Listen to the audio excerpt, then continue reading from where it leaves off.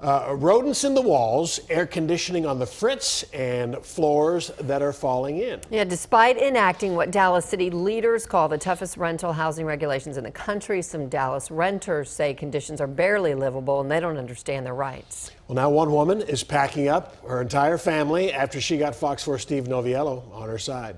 As you can hear, this is fully creeped in. This is what $1,000 a month rents you in Dallas. Every time it rains, is pieces of the ceiling on my floor. Tenants. This is how scared I am. On the offensive. This is all rats,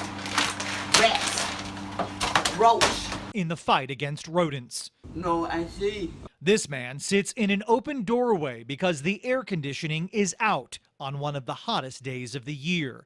He tells me he served in Vietnam. This is a country for me. Do you complain to the management? No, I can't. This is how you pass legislation. Last year, the city enacted what leaders call the toughest housing regulations in the country to crack down on slumlords.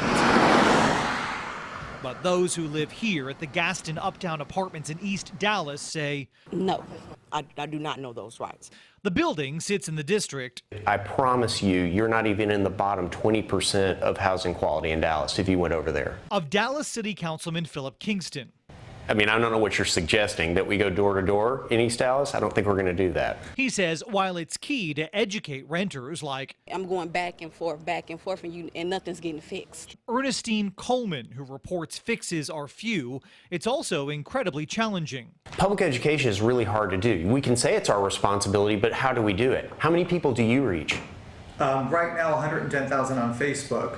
To start, then that's not including television and Instagram. Nobody on Facebook is confused about what rights they have as a tenant. Not so, says LaGeorgia Hood. Well, someone told me about your stories. She's the reason we're here after she sent me this video on Facebook. She says the video was taken in the apartment of her upstairs neighbor. I've been wanting out of this lease. That could have got me out of this lease long time ago. And shows a condition so bad it litters her living space with rodents, mildew, and an unbelievable smell. She says her repeated complaints to management left the issue unresolved.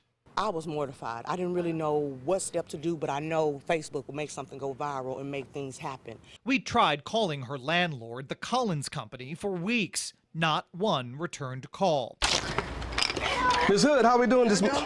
All right. Instead, we called housing inspectors from the agency that placed her and helped get her out of her lease. Everyone has been diligent now that you've shined a light on this. 214-670-5415. Call me now. Councilman Kingston says just call him. The city is on it. We don't intend to sit around and let violations of our law persist for a long time. Really? On the day we showed up, so did Dallas Code Enforcement. There to visit another unit, the officer found no one home, so he left.